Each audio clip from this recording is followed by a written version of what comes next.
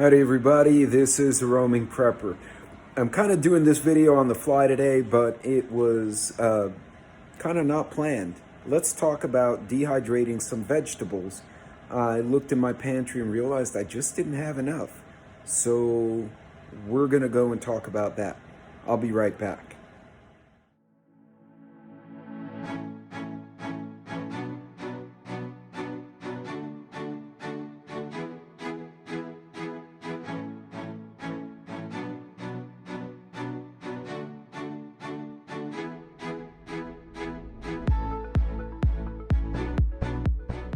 Welcome back, everybody. This is the Roaming Prepper, Pete here.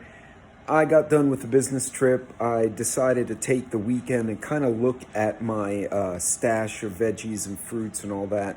And I realized I did not have a good amount of dehydrated vegetables in my midterm and longer term preps. Now I can buy them from Mountain House and stuff like that, but you can make your own, and the shelf life's pretty decent, a couple of years from what I understand.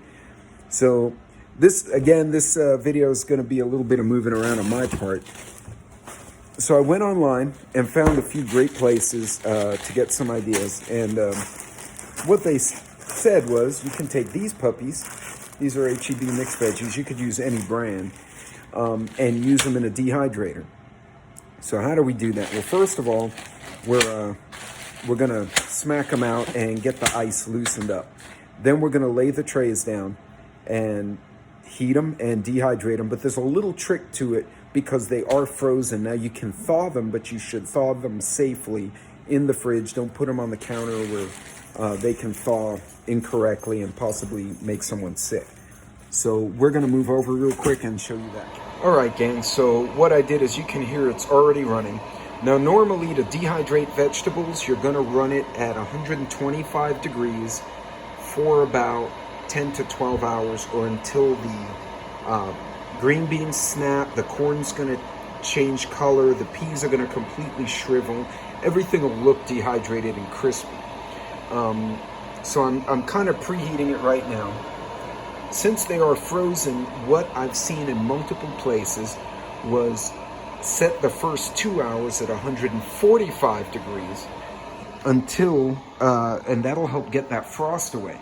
After you've done that, then you can lower it to 125. So I'm actually, if you look down here, it says 145 degrees for 3 hours. I'm gonna give it an extra hour, make sure all that extra humidity is out, and go from there. Now, if you notice what I did in here on this bottommost tray, I put this small aperture, small hole grid. Part of the reason I did this, these guys are escaping here. Part of the reason I did this is because the grids themselves are kind of big and the veggies are falling through. So I'm trying to prevent them from going down into the trough here, and then I have to fight with them later. So on the bottom tray, I put this, and then any veggies that fall there, that's fine. And then I just added the rest of them. So what I'm gonna do here, and I can't do it with one hand, so we're going to grab, and I'm going to set this down here, and we're going to grab and gently, Jackson just got a treat, put the other veggies on top. Ooh, that was scary. All right, so as you can see now, there's only a few on top. Actually, they kept falling through. Now, if you notice, I tried to spread them out as best as I could. See, you want to get some ventilation. So those guys are a little bit clustered up. So what I'm going to do is spread some of these guys onto this one. And again, Jackson's getting treats, so he's kind of excited. Did you get it? Good boy. I'm encouraging him, and then tomorrow he'll be all in my face in the kitchen. And I'll be like, what's this little dog in here while I'm trying to cook? So anyway, that's the setup. So I'm going to give it 3 hours at 145. I'm then gonna, oops, that's not even. I'm then gonna reduce it to 125 and give it overnight. So we're gonna come back later. We're going to dehydrate and get the thaw. And again, the reason you're putting it a little hotter is because these are frozen. There's frost on the veggies, and this helps prevent condensation and taking too long. It helps kind of blast away that frost, and then you can get back to dehydrating. So I'll be right back, or well, tomorrow, and we're gonna let this go do its thing. So 3 hours at 145, then 10 to 12 at 125 until crispy. I'm gonna let it run all night. It's right now 5:44 out here in my part of Texas, so probably by the time I wake up in the morning, it should be ready. We'll see you in a bit. All right, well, it is 6:45 in the morning. After the first 3 hours of higher temperatures, I set it for 12 hours at 125, which is what you normally do if your veggies were already at room temperature. Remember, it's very important, if you're doing this with fresh vegetables, you have to blanch them, which is technically you put them in boiling water and then you immerse them in ice water. And what it does, it breaks down certain enzymes and prevents discoloration and hardening. In this case, the prepackaged frozen veggies were done in the factory. So it's kind of a shortcut. It's a bit of a cheat, but it works. So you can see up here, I'm gonna take this off. See all the veggies are getting small there? And I'm gonna let it run its full course. I'm not gonna mess with it too much. I may add an hour. I haven't decided yet. Now, remember, if you are dehydrating, higher temperature does not make it finish faster. What may happen is higher temperature may actually over-harden the case of the veggie and make it less palatable, if you will. So put it, fruits are 145 or 135 or 145, I can't remember. And veggies are 125. So if this works out, what I'm gonna do, I love green beans, so I'm gonna buy 2 or 3 bags of green beans. This, what I have in here, represents 2 of those smaller HEB bags, so about 2 pounds of frozen veggies. If this comes out the way I wanted, I'll get more. I have a clean mason jar on standby, so I'm gonna put them in here and I'm gonna put a vacuum on them. Now, if you're gonna use them more regularly, you can get a plastic mason jar lid. It's just a screw lid. So you can replace your regular lid with this guy. And if you want to leave it on your countertop, like you like to sprinkle veggies on stuff for whatever reason, you just have it here. So in like the winter, I'll probably leave one of these full of mixed veggies on the counter. And then if I make ramen noodle or something like that, I can just go and sprinkle some in. That's the official sound of shaking veggies, you know. Anyway, these are really neat. I also use these when I make mixed drinks in a mason jar. I put it in there and shake it.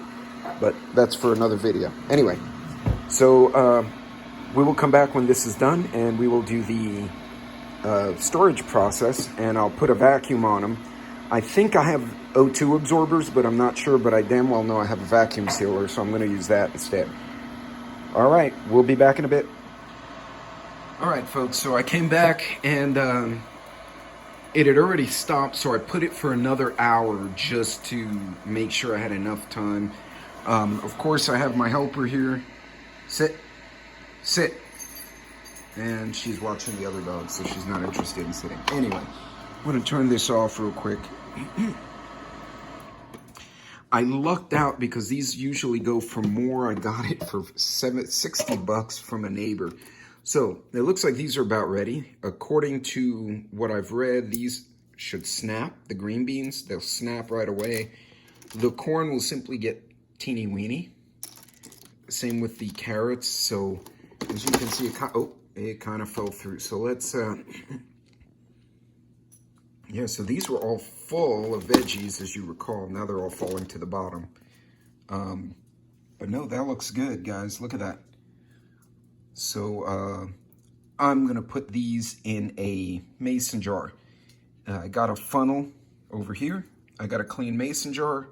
I might paper towel wipe it inside real quick, and then in these go, and I'll put a vacuum on them.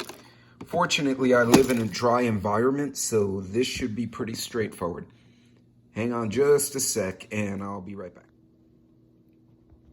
So, fortunately, I put that small tray at the bottom, so I'm going to pick this up so you guys can see it. So all of it kind of went in there, so I'm going to use my mason jar. Oh, shit. Things still flying everywhere. And we're just gonna kind of nicely, or in an attempt to be nice, put everything down here. Oh, the dogs hear what sounds like kibble. They're all like staring at me right now. Like, what are you doing, Dad? That sounds really yummy. Oh, there goes a piece of green bean, and peppermint just ran off with it. So this was roughly 2 bags of mixed veggies. I think they were a pound a piece. So two pounds of mixed veggies will give you about 1 mason jar, which should be roughly 1 pound-ish of veggie.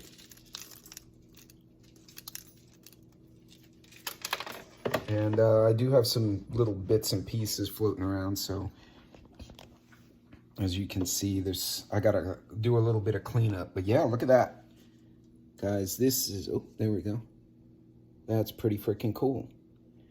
It's a nice, colorful jar. These little bags of mixed veggies ran me, I think, $1 each. So that's not bad. For $2, I have roughly 1 pint or 2 cups of dehydrated veggies. And this was something I was lacking. I noticed, I had carbs, I had canned meats. I didn't have vegetables that I could store without power, so now I found a solution. So there you go, guys. Check it out. So in any case, don't forget to like and subscribe. I hope this was helpful for you. I'm probably going to go get a couple more bags and do this all over again. Bye.